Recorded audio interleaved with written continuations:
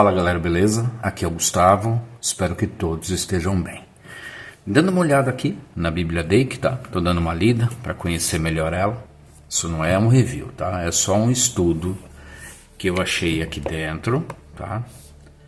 E eu achei bem interessante compartilhar com vocês. Eu vou dar uma lida no texto aqui de 1 Samuel 28. Deixa eu ver se é muito longo. Mais ou menos, tá? Aí vou chegar numa nota de estudo que a gente tem aqui e ele vai nos direcionar para um outro estudo, tá? Mas isso é para mostrar qual era a visão do pastor Dake com relação a médium de Endor. Vamos lá. Capítulo 28. Sucedeu naqueles dias que, juntando os filisteus os seus exércitos para a peleja, para fazer guerra contra Israel, disse Aquis a Davi: Sabe de certo que comigo sairás ao arraial, tu e os teus homens. Então respondeu Davi a Aquis: Assim saberás o que fará o teu servo. Disse Aquis a Davi: Por isso te terei por guarda da minha cabeça para sempre. Samuel já era morto, e todo Israel tinha chorado por ele, e o sepultaram em Ramá, que era a sua cidade. Saul tinha desterrado os adivinhos e os encantadores. Ajuntaram-se os filisteus, foram e acamparam-se em Sunem. E ajuntou Saul todo Israel, e se acamparam em Gilboa. Vendo Saul o arraial dos filisteus, temeu e estremeceu muito o seu coração. Saul consultou o Senhor, pois o Senhor não lhe respondeu, nem por sonhos, nem por Urim, nem por profetas. Então disse Saul aos seus criados: Buscai-me uma mulher que tenha o espírito de feiticeira, para que vá a ela e a consulte. Seus criados lhe disseram: Eis que em Endor há uma mulher que tem o espírito de adivinhar. Saul se disfarçou, vestindo outras roupas, e foi com 2 homens, e de noite chegaram à casa da mulher. Disse Saul: Peço-te que me adivinhes pelo espírito de feiticeira e me faça subir a quem eu te disser. Então a mulher lhe respondeu: Tu sabes o que Saul fez, como tem destruído da terra os adivinhos e os encantadores, porque, pois, armas um laço à minha vida, para me fazer morrer? Então Saul lhe jurou pelo Senhor, dizendo: Vive o Senhor, que nenhum mal te sobrevirá por isso. A mulher então lhe perguntou: Quem te farei subir? Disse ele: Faze subir a Samuel. Samuel aqui, gente, era o profeta. Era a ligação de Saul com Deus, tá? Samuel já era morto, fazia 2 anos. Saul, com medo do exército filisteu, ele queria uma palavra do Senhor. O problema é que Deus não respondia a Saul. Deus não falava mais com Saul. Então, na sequência: Quando a mulher viu a Samuel, gritou com alta voz e disse a Saul: Por que me enganaste? Pois tu mesmo és Saul. O rei lhe respondeu: Não temas, porém o que vês? Então a mulher disse a Saul: Vejo deuses que sobem da terra. Ele perguntou: Como é a sua figura? Respondeu ela: Vem subindo um ancião envolto numa capa. Entendendo Saul que se tratava de Samuel, inclinou-se com o rosto em terra e se prostrou.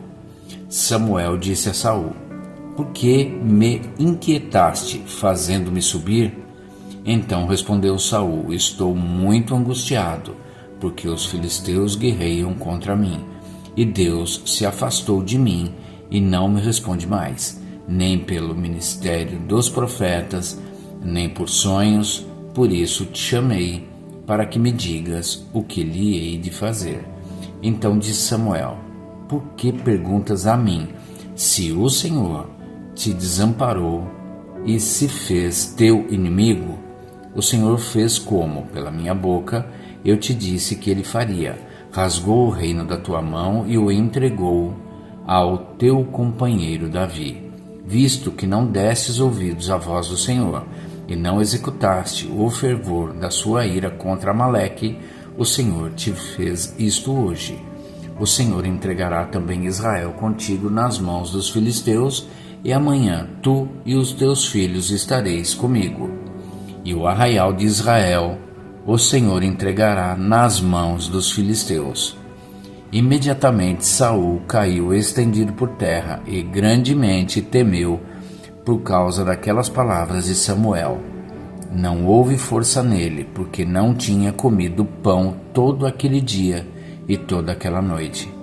Então veio a mulher a Saul e, vendo que estavas tão perturbado, disse-lhe: eis que a tua criada deu ouvidos à tua voz. Pus a minha vida na minha mão e ouvi as palavras que disseste. Agora, pois, ouve também as palavras da tua serva. Porei um bocado de pão diante de ti e come, para que tenha forças para seguires o teu caminho. Porém, ele o recusou e disse: não comerei. Porém, os seus criados e a mulher o constrangeram, e ele deu ouvidos à sua voz. E levantando-se do chão, assentou-se em uma cama. Tinha a mulher em casa uma bezerra cevada. Então se apressou, a degolou, tomou a farinha, e amassou e a cozeu em bolos asmos, e os trouxe diante de Saul e de seus criados. E eles comeram, depois levantaram-se e foram naquela mesma noite. Então vamos lá. Vamos ao estudo. Bem, dando uma olhada nas notas de estudo, então, aqui no verso 12, quando a mulher viu a Samuel, gritou com alta voz e disse a Saul: por que me enganastes, pois tu mesmo és Saul. A gente começa aqui, tá? Eu vou começar a dar uma olhada por aqui para chegar na onde eu quero chegar, tá? A mulher não viu Samuel realmente, mas o espírito familiar que o imitava. Aí tem, veja, 9 provas de que não era Samuel. Está na página 568, tá? A mulher descobriu quem Saul era através do espírito familiar que a possuiu. Aí, do hebraico Elohim, a palavra usada para o Supremo Deus de Israel, não poderia significar aqui uma divina trindade foi vista subindo da terra, mas meramente uma manifestação de espíritos de demônios. Saul entendeu pela descrição da mulher, mas ele não viu com os seus olhos. Este era o espírito familiar personificando Samuel em forma, conhecimento e profecia. Então vamos neste 9 provas de que não era Samuel, na página 568. Está logo aqui depois, espera aí. 568. Aqui, ó. 9 provas de que não era Samuel. Aí está numerado, tá? 1. Deus não responderia a Saul por sonhos ou visões, pelo Urim e pelo Tumim, ou pelos profetas, pois ele havia se ausentado dele e retirado o Espírito Santo por causa do pecado. Aí tem uns versos aqui, tá? Para a gente realmente ter certeza disso. Se Deus já tinha se recusado responder-lhe por meios legítimos, ele certamente não responderia de maneira contrária às Escrituras, conforme Lucas 16, 26. Se a resposta não havia sido por meio do Espírito Santo, tampouco seria por um espírito demoníaco que estava tentando imitar Samuel, como está claro aqui, versos, aí tem aqui também as referências. É claramente afirmado que Saul buscou informações dos demônios, não de Deus, que havia recusado responder-lhe. Ele definitivamente queria uma feiticeira que tivesse um espírito familiar para consultá-la. O seu pedido foi para que ela adivinhasse pelo espírito familiar. A Bíblia ensina que a comunicação com os mortos é, na verdade, uma imitação feita pelos espíritos de demônios dos amados falecidos. Aí tem uma sequência de referências aqui também. Um grande número de versículos ordena que não se negocie com demônios, nem se busque comunicação com os mortos. Aí tem umas notas. Portanto, Deus não permitiria que Samuel se comunicasse por meio de uma feiticeira. A aparente aparição de Samuel à feiticeira foi simplesmente o espírito familiar imitando-o e personificando-o. Quando Samuel aparentemente estava falando com Saul, era o espírito do demônio falando. Ele conhecia Samuel e Saul e o relacionamento que havia entre eles. Tal demônio poderia também fazer predições, conforme Deuteronômios 13:1-3. Isaías advertiu mais tarde que aqueles que buscavam os mortos eram enganados por espíritos familiares. Está aqui também em Isaías 8:19. O sexto aqui, ó. O espírito do demônio praticamente revelou sua identidade quando disse que Saul e seus filhos estariam com ele no dia seguinte. Saul foi para o compartimento de tormento do Sheol, ou Hades, enquanto Samuel foi para o lado do mundo dos espíritos que se foram, onde há conforto.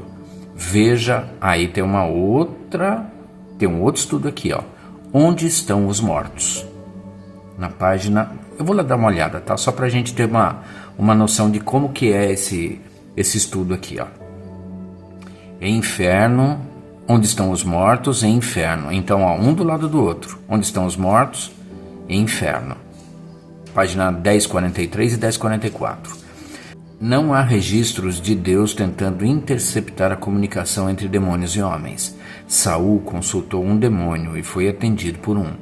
Quando Deus responde, suas mensagens vêm somente pelo Espírito Santo, por diferentes meios, mas nunca usando formas ilegítimas ou contra a Bíblia. O caso de Balaão algumas vezes é mencionado como prova de que Deus intercepta mensagens de Satanás e profere as suas próprias pelo mesmo canal, mas isso não é verdade. Balaão foi um verdadeiro profeta, enquanto foi usado por Deus. Veja, 35 fatos da Bíblia sobre Balaão. Também tem um estudo sobre isto. Página 335, está escrito em 1 Crônicas 10, 13 e 14 que Saul morreu por seus pecados anteriores e também por pecar contra a palavra do Senhor, que proibia a feitiçaria e o negócio com demônios, e por pedir conselho de uma pessoa que tinha um espírito familiar, consultando-o. E por consultar a outro que não o Senhor, nesta ocasião. Assim, foi de um espírito familiar e não de Samuel que ele obteve sua informação. Jesus ensinou que é impossível que os mortos se comuniquem com os vivos aqui na terra, e todos os versículos sobre a condição dos mortos, sobre o céu e o inferno confirmam totalmente seu ensinamento. Existe um abismo intransponível entre esses compartimentos, de forma que eles não podem ir de um lugar para o outro, nem voltar à terra, conforme Lucas 16, 26 a 31. O único exemplo de uma pessoa que deixou seu lugar de confinamento entre a morte e a ressurreição é Moisés, a quem Deus trouxe com um propósito no Monte da Transfiguração, conforme Mateus 17, 1 a 8.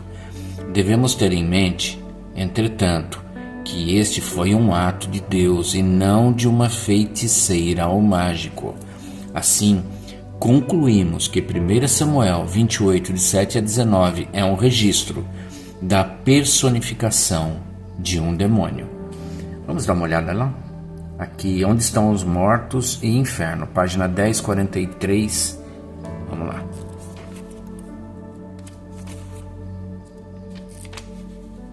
Passei.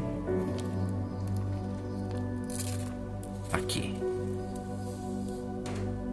Aonde está isso? homem condicional, a queda do homem, efeitos da queda, a exaltação, o valor do homem, inferno, destino do homem, Deus, 7 maneiras, o domínio do homem. Onde estão os mortos? Está aqui embaixo, ó, bem no cantinho. Deixa eu ver o tamanho disso daqui. É curtinho, vamos dar uma lida, só para a gente ter noção do que acontece quando nós que estamos em Cristo vamos. Uma das afirmações mais comuns das seitas é a de que o inferno é a sepultura. Sem exceção, essas seitas distorcem a Bíblia para adequá-las às suas doutrinas e assim conquistar adeptos que sempre aceitam de bom grado qualquer ensino que lhes garanta escapar da realidade do inferno. A tática usada lembra a da tradução livre do novo cérebro eletrônico inventado para traduzir o inglês para o russo. O aparelho recebeu as seguintes palavras: o espírito está pronto, mas a carne é fraca. A resposta em russo foi a seguinte: o uísque é bom, mas o bife está estragado. Qual é a coerência entre as duas afirmações? Dizer que o inferno é a sepultura ou que a sepultura é o inferno é tão ridículo quanto esse exemplo, visto que há palavras distintas tanto no hebraico quanto no grego para inferno e sepultura. São duas coisas diferentes e tão estranhas uma à outra como o céu é ao inferno. Não há coerência quando vários textos das Escrituras são distorcidos para forçar o mesmo significado para inferno e sepultura. O estudo abaixo é a verdade bíblica sobre todas as fases daquele que passa pela morte e seu destino. Deixa eu ver. Gente, agora o problema é que é muito estudo. Definição de morte, morte física, morte espiritual, a segunda morte, a morte eterna, a imortalidade da alma, a mortalidade do corpo, a ressurreição dos mortos. O sono da alma não é ensinado. Estado intermediário,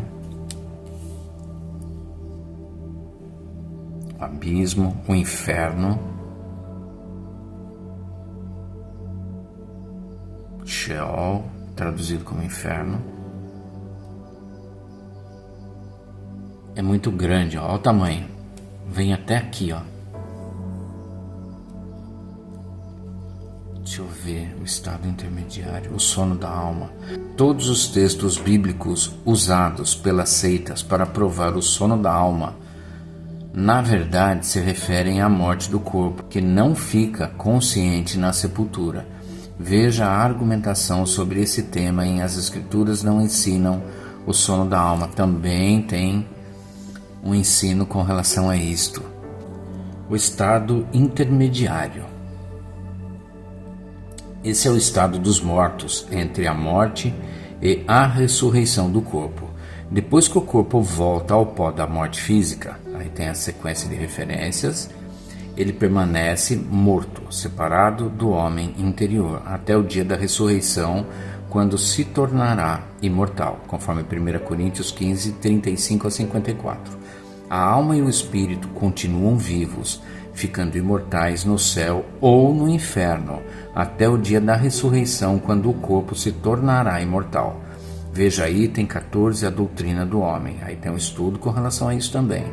Na morte física, a alma e o espírito saem do corpo. Tiago 2,26.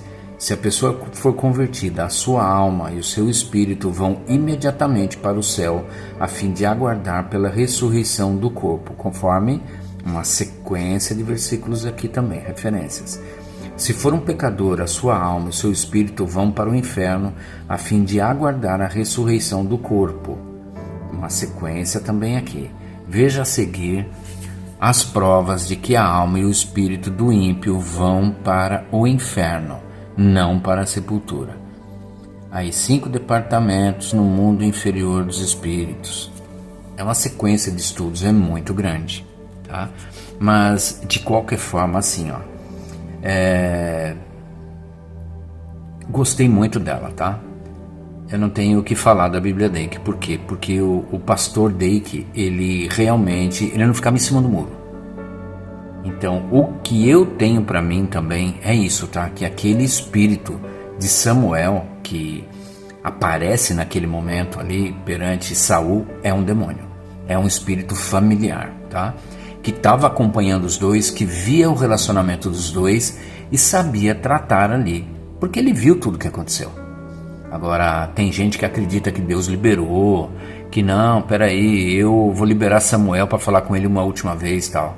E aqui, através da Bíblia Dake, lógico, né? Ela demonstra por A mais B que realmente era um demônio, era um espírito familiar, tá? Então tá aí. É um estudo, não fiz completo porque não tem como, tá? Ia levar muito tempo para fazer ele completo, mas isso é para vocês terem uma noção real de como vem a ser a Bíblia Dake, ok? E por hoje é isso. Eu espero que todos tenham uma excelente tarde e que Deus abençoe a vida de cada um de vocês.